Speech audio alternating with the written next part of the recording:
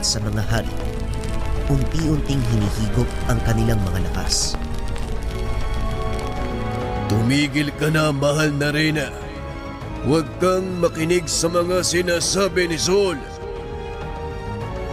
Kahit anong sabihin mo, Haring Balaw, walang silbi dahil nasa ilalim siya ng kapangyarihan ni Sol. Pero hindi ako magpapatalo sa kanya.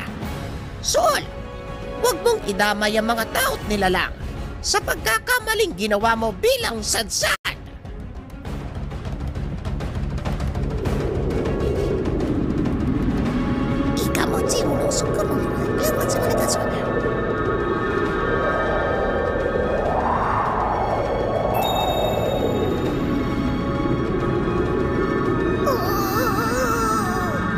Ito ang kahinaan ni Sol.